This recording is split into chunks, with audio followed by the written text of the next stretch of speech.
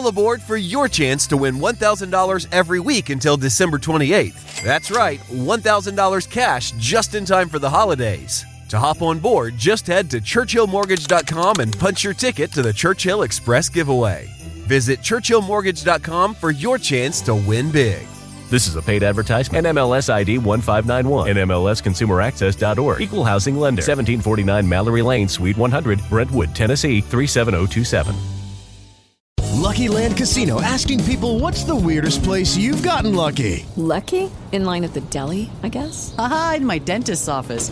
More than once, actually. Do I have to say? Yes, you do. In the car before my kids' PTA meeting. Really? Yes. Excuse me, what's the weirdest place you've gotten lucky? I never win and tell. Well, there you have it. You can get lucky anywhere, playing at LuckyLandSlots.com. Play for free right now. Are you feeling lucky? No purchase necessary. Void where prohibited by law. 18 plus. Terms and conditions apply. See website for details.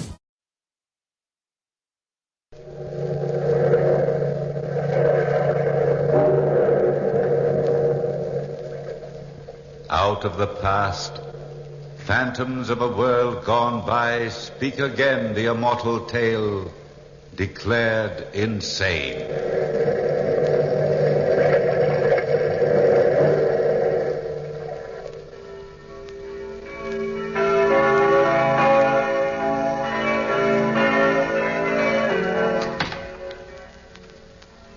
This is the church she comes to. There she is, Renee. Kneeling in the pew. Third row from the left. What do you think of your rival for your husband's affections? Are you positive that's the same Madame Jean Renaud? I'd stake my honor upon it. Cecil, you've staked your honor so often there's nothing left to it. Madame. Amazing. I wonder how a woman like that could extract such huge sums of money from my husband. She might have certain charms you don't understand. But she's fat and pockmarked. True, Renee. But powerful enough to make you and your children penniless within 10 years. How can we break her hold on Pierre? I've tried. Pierre won't listen to me, either as his brother or his lawyer. So there's only one thing left. What's that? Simply that you ask for a commission for lunacy against him. Imply that he's insane and have him locked away. But Pierre is With your political prestige at Louis XV's court, I'm sure we can convince a young, ambitious judge to the contrary. Pierre's many eccentricities can bear fruit. His monomania on Chinese customs could easily be misinterpreted. Do you understand? But, Cecil, Now listen to me. Tomorrow morning, I want you to pay an unexpected visit on your husband. Drive out to that country hovel and... Is your master in, Roger? Madame la Marquise, we weren't expecting you. Do come in. Monsieur is in the study. If you follow me, he'd be pleased to see you, madame. It's been such a long time. Thank you, Roger. Monsieur, Madame la Marquise? Renee. I'm sorry to disturb you, Pierre, but you know what the court says. This separation of ours does not do my reputation any good. Your reputation? Naturally. What are you doing dressed up in that silly outfit? I am writing a history of China, Renee. One can't understand the Chinese mind without trying to feel the tempo of their mode of life. Oh, that's neither here nor there. I've been hearing about the way you're handling the children. The children are well and healthy. I don't feel comfortable about them out here. So I'd like to change nurses. The woman you have now is too old for the job. I've brought an Englishwoman out here with me today. Her name is Maggie Campbell. I think you'll find Maggie a gem in many ways. Your absent-mindedness endangers our children's very existence. What are you hinting at? Hinting? You know very well what I mean. That woman, Madame Jean Renaud. She's no concern of yours. My son's future inheritance, however, is my concern. I can't prevent you from throwing it away on a swine-headed woman. Oh, Renee, but really? Really what? Who is this Jean Renaud? What power has she got over you? Why do you insist on living in the country and giving her the major part of your income? That's one question you'll never have answered. You wouldn't understand. That's why I've hired Maggie Campbell to act as nursemaid. The children are never to be in that woman's company. And Miss Campbell will follow those instructions to the letter.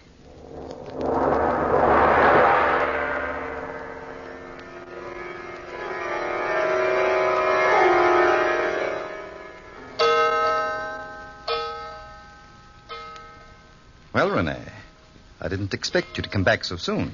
It didn't take me long to sell Pierre on the idea of hiring your fatuous Miss Campbell, Cecil. What did he think of her? Nothing much. My story was completely believable.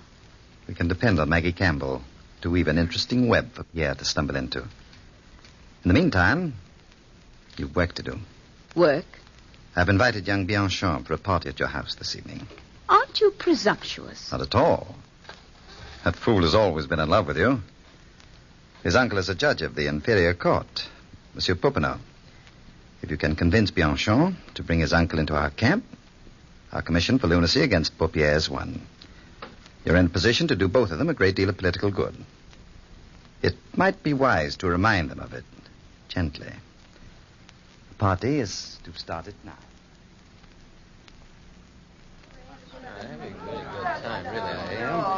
Bianchon, I'm so glad you could come to my little party. Oh, you're playing with my heart, madame. Ah. If only I were a free woman. Free to play with a man's heart. Oh. But my husband being ill... Oh, Pierre's ill? Didn't you know? No. Oh, I'm sorry to hear it. It's a mental condition. I thought you knew. Oh. Is there anything that I can do? I'm afraid there's nothing anyone can do. He insists now upon throwing his money away on a woman, Nona Jean Renaud, whom he favors now. Oh, a woman. A fat, ugly, pockmarked woman who is closer to 60 years of age than anything else. He's given her almost 1 million francs. Oh, this is serious, madame. But what can I do? He controls all the money in the family except my own small income. Well, have you ever thought of securing a commission for lunacy against him? My own husband, Monsieur Bianchon? But it's necessary, madame. My uncle is judge of the inferior courts. He could get it for you quite easily. If you'd consent to visit with him, I'm sure... Bianchon. Yes? Could you persuade your uncle to visit me here in my home? I would repay him for his trouble. A close friend of mine, Philippe Brett, is head of the civil courts. He could do your uncle much good if I suggested it. Oh, but of course, Renee. I shall pay my Uncle Popinot a visit this evening. Would tomorrow night be a convenient night for you? So convenient.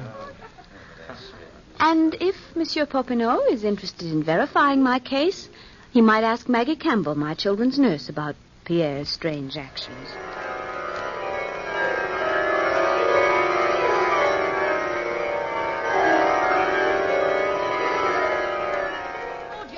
Roger, if you're the butler in this loony house, come over here and bottle. Yes, Maggie. What is it now, nurse? Listen to them, will you? A father playing with his sons, a twisting their arms till they scream in agony. Look at them there in the garden. He's teaching the boys how to wrestle, Maggie. Wrestling's a fine art in China.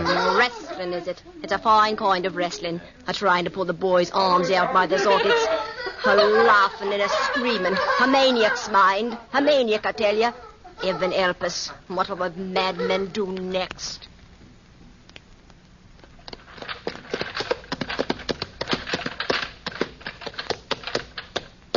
Thank you, driver. Uncle Popinot? Uncle Popinot? If it isn't my nephew. Well, Bianchon, come in. Oh, how can you live in this rat trap? And if this is a rat trap, Bianchon, then you should throw your old uncle a piece of cheese. What brings you down here on the banks on this hot day? Oh, a matter of urgency. A friend of mine is in trouble. Trouble. Life was ever thus. Her husband is stark staring mad. And the poor woman hasn't the faintest notion how to go about getting a commission for lunacy. Who is the lady? Madame la Marquise d'Espard. Madame de la Marquise? Yes. She probably knows more about these things than you do, nephew. Nevertheless, I'll see her when she arrives. She's not well, Uncle. You can't expect her to visit you in a place like this. Besides, she's a close friend of Philippe Brett, and he's the head of the civil courts and can do you a lot of good. That crook? Oh, Popinot. Madame la Marquise had the kindness to invite us to dinner at her house tomorrow night. Bianchon, I'm surprised that you You know very well that I'll be the examining judge on the case, and our courts forbid a judge to dine in a petitioner's home. It's against the law. Oh, yes, I'd forgotten.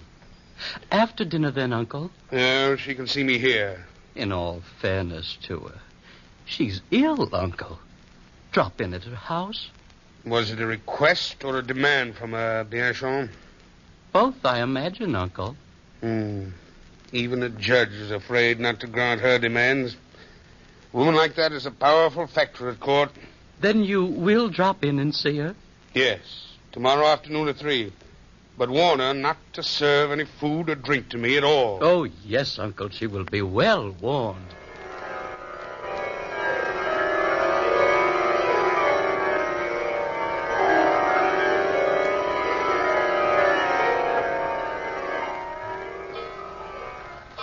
Maggie, what are you doing, prowling about the master's bedroom? I was looking for a good tonic for the children.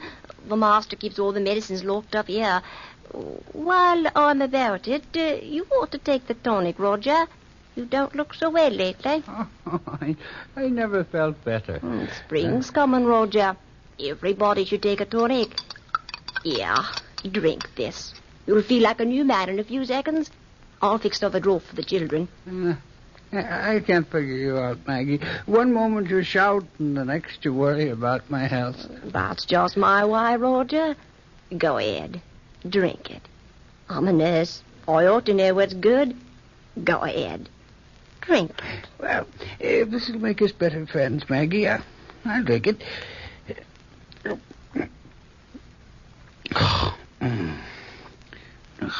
Tastes like poison. Roger. The master's calling, Roger. See what he wants. I'm coming, Monsieur Le Marquis. Better come along to the study, Roger. I'm expecting a visitor, and I'd better have the place looking spick and span. Visitor, monsieur? Madame Jean Renaud will be here soon. Then the business between Madame and I will be over, finally. I'm glad. Monsieur, look at the study. More Chinese books than all of China. I need them. What's the matter, Roger?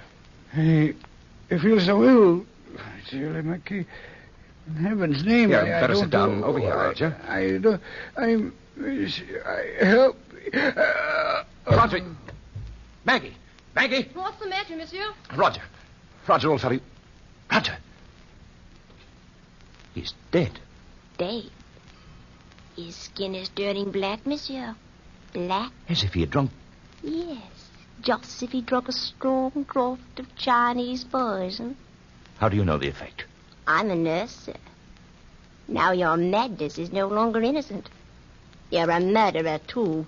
Poisoning a poor, helpless man just because he disagreed with you. What are you talking about, Maggie? You know what I'm talking about, monsieur. You're a murderer. A murderer. I'll get the police for you, poisonous, all in the middle of the night.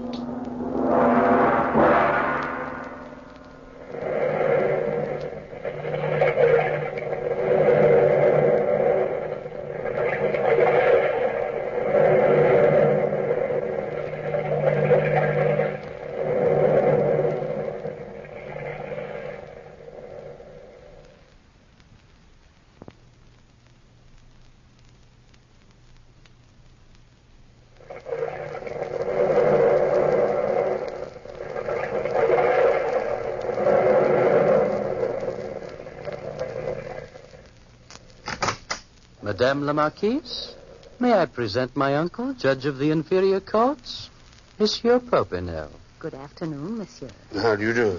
This is my brother-in-law, the Chevalier d'Espargne. Say so. How do you do? How do you do? Won't you be seated, Monsieur Popinel? My uncle will do everything in his power to help you, Renee. I'm sure he will, Bianchon. Tell me, madame, when you and the Marquis separated originally, how much money were you allowed? Just my original income of 26,000 francs a year. You say that the Marquis had given a certain Madame Jean Renaud considerable sums of money? Almost 1 million francs. Is there any reason for him to give her money? None. None but an imaginary one dictated to him by his twisted mind. Does Madame Jean Renaud live well? Live well? In a mansion? I'm a poor man myself, madame. How much does Madame Jean Renaud spend on her house? Oh, the stables alone cost 16,000 francs. Judges are apt to be incredulous. If the stables alone cost 16,000, then how much for the entire establishment? Between 50 and 60,000 francs. So much? You don't say. Now, how much do you spend for this lovely place? About the same, 50 or 60,000. Money. Huh? Oh. I thought you said your income was only 26,000 francs. You must be badly in debt, obviously. But, monsieur... If you're in debt, the court might not feel justified in allowing you to handle your husband's money. They might think you have a different motive for trying to secure control of your husband's money. Not that I have. A selfish one. Do you serve, madame? I'm sorry, Madame la Marquise. It's against the law for me to eat or drink at a petitioner's home. I thought you knew. Madame la Marquise! Madame la Marquise! Oh, Maggie? What are you doing here? I've been trying to get her all day, I have. Monsieur le Marquis has murdered his butler. Poisoned him. I saw it with my own eyes. The police came. They've got him away in the jail. He's stark, staring, raving mad, he is. Murder now. Well, Monsieur Popinot, is murder a part of a sane man's mind?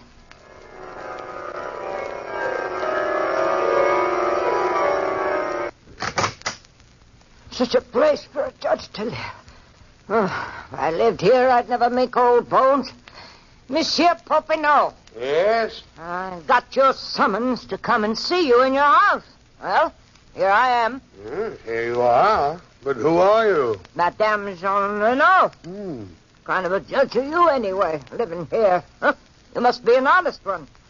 Well, what do you want to see me about? I've learned that you've been receiving extraordinary amounts of money from Monsieur le Marquis d'Espard. Oh, as a matter of fact, I have. What seducer's arts have you been using on Monsieur le Marquis? Oh, seducer's art? Look at me, monsieur. Fat, ugly, hideous.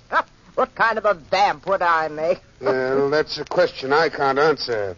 But you'll have to. Monsieur, I'm sorry, but I am under oath. I can never divulge the reason that monsieur gives me the money. Madame, if you have any pity for your benefactor, you'll tell me. A commission for lunacy has been taken out against him. Huh? You're named as having some strange power over him. Power which is supposed to have driven him mad. Oh, great heavens. I must go to Monsieur le Marquis and warn him. He's a saint, that man. A saint, monsieur. Yes, but he isn't at home. He's in jail. Madame Jean Renaud.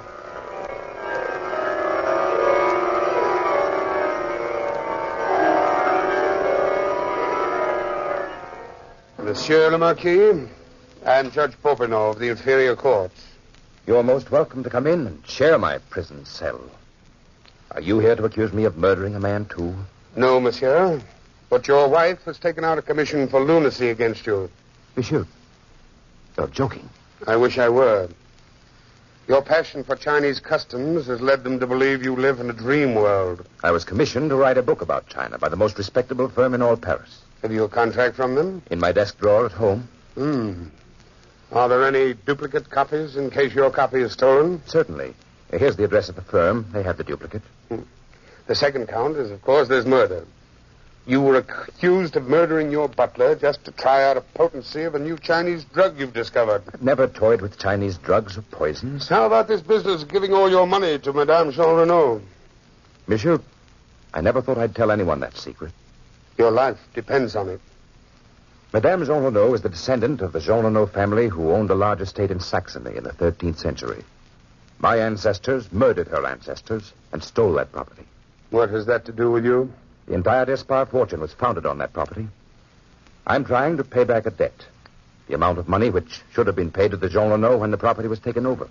You're too conscientious, Monsieur le Marquis. I don't want my children to be ashamed of their family as I'm ashamed of mine.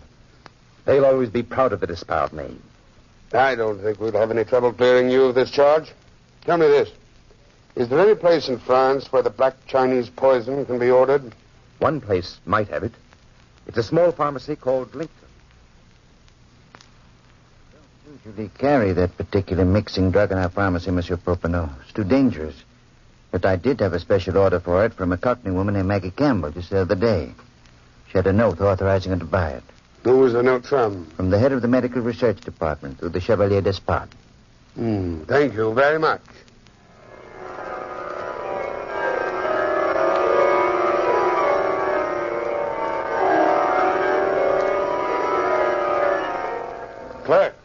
Clerk, has Monsieur le Marquis Despard's contract arrived from Paris? Yes, Monsieur Popinot, this morning. Where's Madame Jean Renaud? She's waiting for you now, Monsieur Popinot. Just have her sign this legal bill of sale for the Saxon property and ask her to appear in court tomorrow morning. Yes, Monsieur. And the clerk. Yes. Send this letter to the Marquise Despard. After this note, I don't think she'll appear to press charges. Come along, Renee. We'd better go inside the courtroom. It's almost time for the sessions to start. You go ahead, Cecil. I'd like to see Monsieur Philippe Brett before court starts. See you later, then. Oh, my dear Renee, you look charming. I hope I haven't kept you waiting. Not at all. Here's the letter Monsieur Popinot sent me last night and the affidavits you asked for. Mm-hmm. This letter from Popinot places you in a very ugly position. It threatens the entire civil courts, besides naming the head of the medical association, Monsieur Brett. Yes, I know, Renee. Leave everything to me. I'll see you in court in a few minutes. Order in the court. The Fifth Court of Inferior Appeals is in session. The first case is a commission for lunacy. The case of Madame de la Marquise Despard against Monsieur le Marquis Despard. Popin. Yes, Monsieur Brett. As head of the civil courts, I cannot allow you to preside on the bench during this case. Cannot allow me?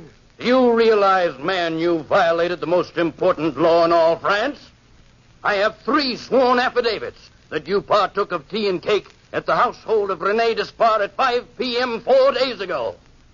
Now, since Madame is the plaintiff in this case, that renders any decision you might give as invalid. But, Monsieur Brett, they are lying. Your own nephew swears it's the truth. Will you relinquish the bench? Who is to take over in my place? Monsieur Devereux. Devereux? Yes. A man who spends his time currying favor from their majesties? Monsieur, will you give up the bench? I have no option. But if I can't work as judge on this case, I will represent Monsieur de la Marquise Despard as his barrister. Will you ascend the bench, Monsieur Devereux? Naturally, Monsieur Brett. The barrister in charge of proceedings will start. That is you, Chevalier Despard. Is it not, Cecil? Yes. Thank you, Monsieur Devereux. In behalf of my client, Madame la Marquise, a poor innocent woman who has been robbed of her children, her income, and her home by a lunatic husband who is guilty of murder. You only presume he's guilty of murder. I presume nothing, Popinot. He has already been tried and convicted. When? 10 minutes before court started. I signed the papers, Monsieur Popinot. You did, Brett? Yes. You haven't the foggiest notion of what this case concerns. I have definite proof that Maggie Campbell was hired to murder the butler. Here it is. My proof that Monsieur le Marquis is innocent. Judge Devereux, you can set aside this conviction. Chevalier, let us proceed. A woman named Madame Jean Renaud has forced Monsieur le Marquis to give her over 1 million francs. We all know that Monsieur Popinot made up that story about the Saxon property to fool the court. But these are lies, Monsieur Devereux. Continue, Chevalier. And last but not least, we base our claim on the fact that Monsieur le Marquis thinks he lives in China. Ha! Is that a thought for a sane man? Monsieur le Marquis is writing a book on China. He has a contract for that book. We investigated the contract, Monsieur Popinot. The Paris firm swears they never drew it up. You've done well, gentlemen. Make a mockery of the courts of France. This trial is a farce. A plain farce. Of course, you grant the commission for lunacy. You will be heaped with honors by these weakling fools. That is only your opinion, Popinot. Judge Devereux, remember, your conscience will weigh heavily on your soul. If you send this man away, you will have only yourself to answer to. You wake up in the middle of the night screaming for forgiveness to your maker. Think on it carefully, Judge Devereux. Think before you make a decision. There is no need for thought. I demand an immediate decision. There's only one decision I can possibly make. An honest one. A decision dictated to me by my conscience and the evidence on hand. The commission for lunacy is granted. Monsieur Devereaux, I'm as sane as you are. You can't lock me up. Popinot, tell them. In heaven's name, stop them. Don't let them. God! Take that man out of court and put him in a straitjacket before he loses his mind completely.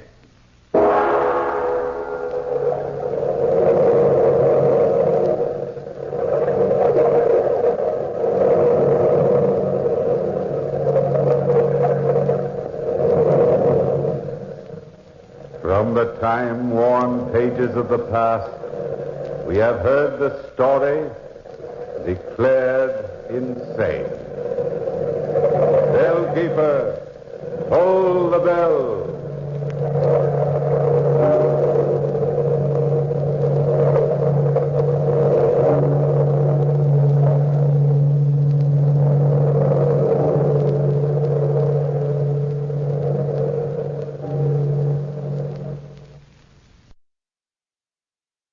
With the Lucky Land Slots, you can get lucky just about anywhere.